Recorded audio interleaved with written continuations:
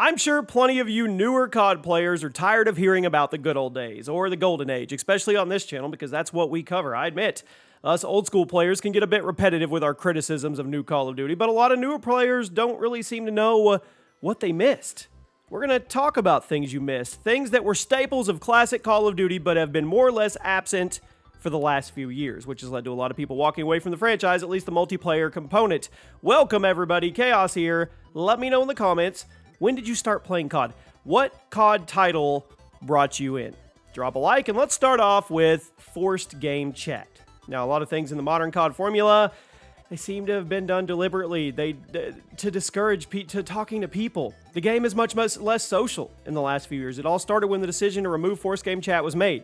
In older COD games, there's a number of game modes that would force you to join the game's voice chat, and while this feature did carry over into modern games, it used to be much more common. This is part of the reason why games like Black Ops 2 and the classic Modern Warfare 2 were so talkative. There were just way more incentives for people to talk to each other in classic COD games. That's a massive reason why people remember them, for social aspects. They made friends, they made enemies, better or worse. Forced game chat was a massive piece of the classic COD puzzle, and while things like proximity chat and death chat are fun, more forced game chat modes are likely never coming back. Before we move on, guys, check out the new Chaos Call of Duty channel. Link is at the top of the description. We cover daily COD news, leaks, rumors, and updates over there. We're on our way to 10,000 subs. I'll see you over there. At number 9, seasonal events. They were a bright spot during the late 2010s, so I guess they weren't part of the golden age, but they're a big component in keeping the old school players on games like COD World War II and Modern Warfare Remastered. Who remembers events like Days of Summer? Who remembers all the awesome season events in COD World War II? These events weren't just a bunch of challenges and new cosmetics. It was an entire game spanning overhaul that you could do tons of different ways. Limited time game modes, limited time seasonal overlays, and in case of COD World War II, the headquarters would get a massive makeover to celebrate each new event. Seasonal events were a great way to keep people playing the game during the periods of lackluster DLC or an absence of hype. Everybody would get on to see what the new event had to offer, and 9 times out of 10, it had cool stuff. Seasonal events are rarely anything more than a bundle in the store now, and it's just kind of lame.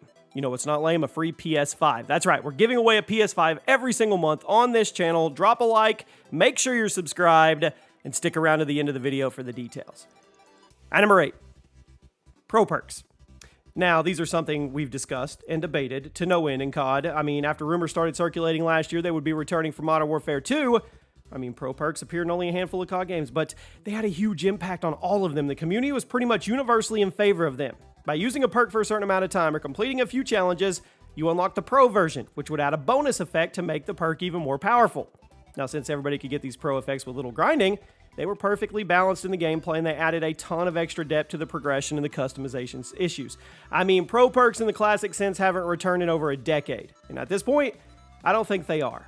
Whenever something is gone for this long, it's probably a pretty bad sign for any future appearances.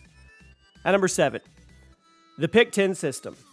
Now, original Call of Duty class customization was simple. You had primary, secondary, 3 perks, equipment. Getting a gun with more than 2 attachments was unheard of, let alone taking more than 3 perks with you into battle. But then came Black Ops 2, changed everything. By making your class base around 10 slots, you could mix and match your gear in more ways than ever before. You could sacrifice some parts of classic COD in return for fine-tuning a certain playstyle, more perks, more weapon attachments. Plus, this was the official birth of knife-only gameplay, and it broke off into an entire sub-community within COD on YouTube. The Pick 10 system unfortunately clashes with the current Gunsmith system in a pretty catastrophic way, so it's unlikely we're going to see it come back again unless the Gunsmith system is removed, which I don't think is going to happen. I do hope we get Black Ops 2 Remastered or something soon, because I know I'm not the only one who misses the Pick 10 system and everything it could do for the game's customization model. Black Ops Cold War tried to find a middle ground between Pick 10 and Gunsmith. They focused on it, but it didn't really work. The Pick 10 was a perfect balance between craziness and balance. I would love to see it return, but like I said, the Gunsmith system is great, and customization is up there, but it's just not classic. At number 6, who remembers factions in multiplayer? Raise your hand. It's one of those things you never appreciated until it was gone. Back in the day, multiplayer matches were between 2 established factions, and there was usually a handful in each game, so you could never get tired of them. In the Modern Warfare series, you played as a number of factions. The Black Ops 8, and in Black Ops, it was agents. It was usually between 2 different shadow corporations. Little bits of lore were added. They included distinct factions in multiplayer. They helped solidify the vibe of the game. Once Call of Duty transitioned to the operator system, established factions they disappeared. As long as the operator system exists, COD can't have a distinct faction in multiplayer, and it's a shame. It's a shame to old school fans who love the experience. At number 5, mods. I'm not talking about bad mods. I'm talking about awesome mods. Back in the day, Call of Duty was an awesome game for mods, and you could still find a ton of people playing modded servers on COD 4 and World at War right now. Black Ops 3 had a pretty hot modding scene, but ever since then, Activision has made it harder than ever for a modding scene to thrive. The awesome custom matches, the PvP modes, made people... they took modding tools back in the day. It was awesome. Black Ops 3's modding scene had a ton of awesome ideas, even if their tool set was more limited. Having a rich modding community for your game will dramatically increase its shelf life. Look at Left 4 Dead, look at GTA, look at all of them. Look at Minecraft. Great tool for the community. It is. Call of Duty hasn't gotten along in years with it. At number 4, consistent DLC schedules. May sound backwards, but hear me out. While many old school fans hated the fact that DLC was paid every year and the business model was always the same, you had a lot you have probably missed. You probably missed the consistency post-launch. Think about it. When you bought a COD game in the early 2010s, you knew every 3 months there would be a big drop of new maps and content. Now, we only hear about updates a few weeks in advance. It's super common for them to be delayed indefinitely, or they have their content altered or removed altogether. It may have sucked to pay an extra $50 for extra content back in the day, but we did know how much stuff we were getting, and we knew when we were getting it. Now, post-launch content schedules are completely up in the air and often change from their initial announcement anyway. Free DLC is nice, it is, but a lot of us miss having some kind of consistency. Why not free DLC that's consistent? At number 3, classic prestige mode. Modern Warfare 2019 completely changed the prestige system by getting rid of it completely. And while the games that came after it did their best to find some middle ground, the classic prestige system has been absent for some time now, and it's one of the biggest things that classic players miss about the multiplayer experience. With classic prestige mode available at launch, you could grind for hundreds of hours right out of the gate, go for the max level achievement. Every COD game had a different standard for what was considered max level, but it was often after 10 to 20 prestige cycles, and being able to grind towards that from day one was cool. Modern COD games keep trying to find ways to connect the prestige system to the seasonal DLC updates. No.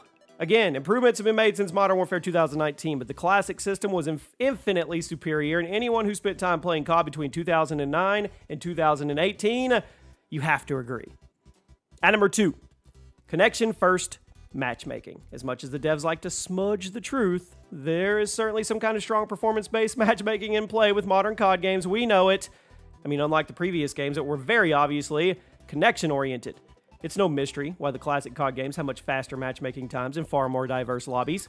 Connection-first matchmaking was essential for the game's tone, the speed, the user experience, and as much as it was the actual design of the game.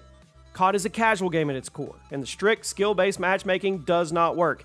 I'm hoping Modern Warfare 2's less than stellar player retention causes Activision to realize what a mistake the system is. I'm not saying it doesn't benefit anyone. I'm not saying there aren't legitimate reasons for it.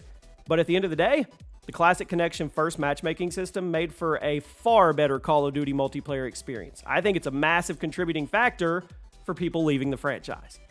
And at number 1 today, most of us missed it, post-game lobbies.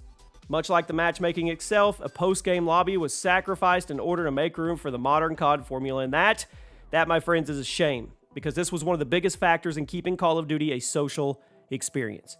By letting people play with some big groups over and over, you could establish friendships, rivalries, and so much more. When the post-game lobbies were paired with forced game chat, you knew things were going to get crazy. Post-game lobbies are something Infinity Ward actually acknowledged before Modern Warfare 2 launched and said they were working on a compromise, but I think that just misses the point. It does. We don't need a compromise. We don't need a compromise between post-game lobbies and no post-game lobbies. We need post-game lobbies. There's no good reason for removing such a universally good feature from the game, and I'm hoping that it isn't a mistake that future COD games make at launch, but I'm not very optimistic with it. Just keep post-game lobbies. You'll see a huge player retention tick. You will, I promise. There you have it. Those are things that COD players missed. Let me know something we missed putting on the missed list. Make sure you enter this PS5 giveaway. All you need to do is drop a like on this video, be subscribed, and in the comment section, tell me one thing you missed about COD and include your Twitter handle so I can contact you if you're the winner. Also, check out the new Chaos Call of Duty channel. I'll see you guys soon.